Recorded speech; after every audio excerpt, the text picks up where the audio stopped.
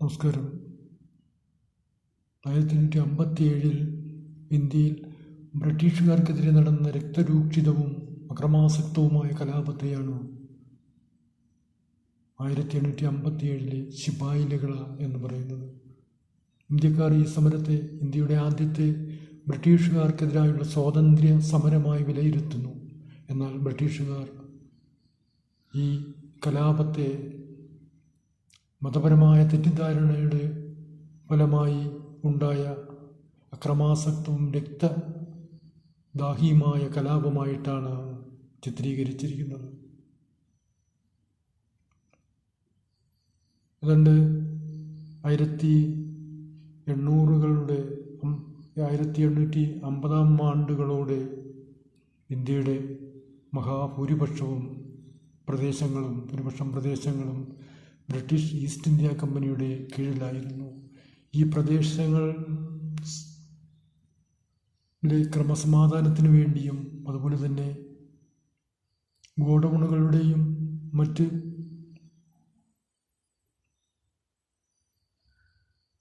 സ്ഥാപനങ്ങളുടെയും സംരക്ഷണത്തിനു വേണ്ടി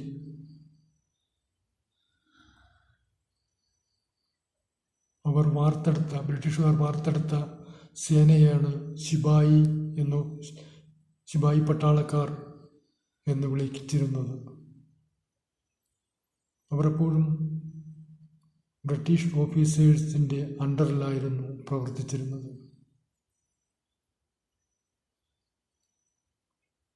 ഏതാണ്ട് 1750കളുടെ അവസാനവും 1800കളിലും ഈ സേനാവിഭാഗം വലിയ അഭിമാനബോധമുള്ളവരും തങ്ങളുടെ ബ്രിട്ടീഷ് അധിപതികളോട് കൂറുള്ളവരുമായിരുന്നു. എന്നാൽ 1830കളിലും 40കളിലും അവർ അസ്വസ്ഥരാവാൻ തുടങ്ങി. കാരണം ഇന്ത്യൻ സംസ്ഥാനങ്ങളെ, നാമമാത്രമായ അധികാരമുണ്ടായിരുന്ന ഇന്ത്യൻ സംസ്ഥാനങ്ങളെ പലതിനെയും ബ്രിട്ടീഷുകാർ ഒരു പുതിയ നിയമം ഉണ്ടാക്കിക്കൊണ്ട് അവരിലേക്ക് കൂട്ടിച്ചേർക്കുവാൻ തുടങ്ങി. ബ്രിട്ടീഷ് ഗവൺമെൻറ്റിൻ്റെ നേരിട്ടുള്ള ഭരണത്തിലേക്ക് മാറ്റിക്കൊണ്ടിരുന്നു. പ്രത്യേകിച്ചും ഏതെങ്കിലും ഒരു രാജാവ് അനന്തരാവകാശിയില്ലാതെ മരിച്ചു കഴിഞ്ഞാൽ അയാളുടെ രാജ്യം ഈസ്റ്റ് ഇന്ത്യ കമ്പനിയിലേക്ക് പോകും. അങ്ങനെ ആ ഒരു അസഹിഷ്ണുത നിലനിൽക്കെ തന്നെ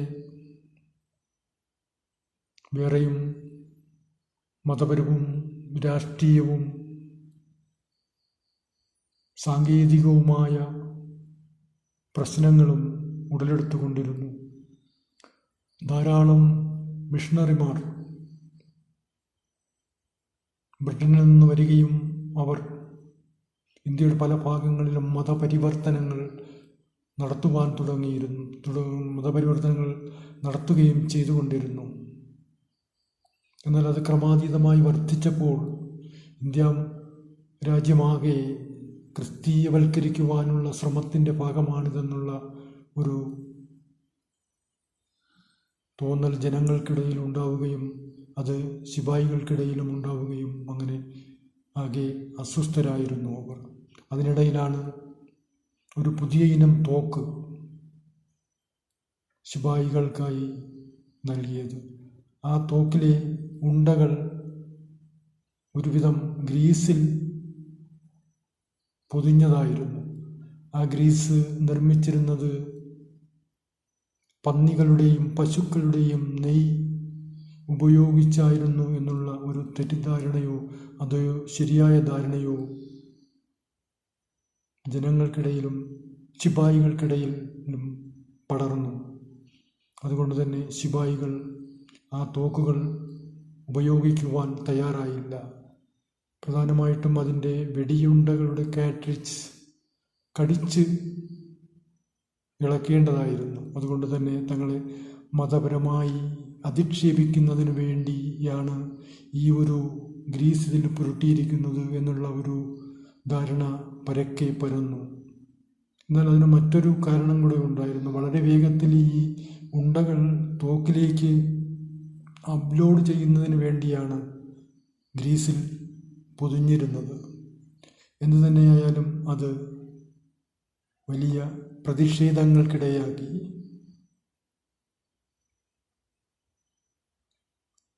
1857 മെയ് മാസത്തിൽ ഏതാനും ശിപായികൾ ഈ തോക്ക് ഉപയോഗിക്കുന്നതിന് വിസമ്മതിച്ചു. അവരുടെ യൂണിഫോം അഴിച്ചു മാറ്റുകയും അവരെ ചങ്ങലക്കിടുകയും ചെയ്തു. ഇതോടെ മറ്റ് ശിപായിമാരും കൂട്ടത്തോടെ ഇളകി. ഈ വീഡിയോയുടെ തുടർച്ച മറ്റൊരു വീഡിയോയിൽ ഇടുന്നതായിരിക്കും. ഒരു അഭ്യർത്ഥന കൂടി, ഈ ചാനൽ സബ്സ്ക്രൈബ് ചെയ്യുവാൻ അഭ്യർത്ഥിക്കുന്നു. നന്ദി, നമസ്കാരം.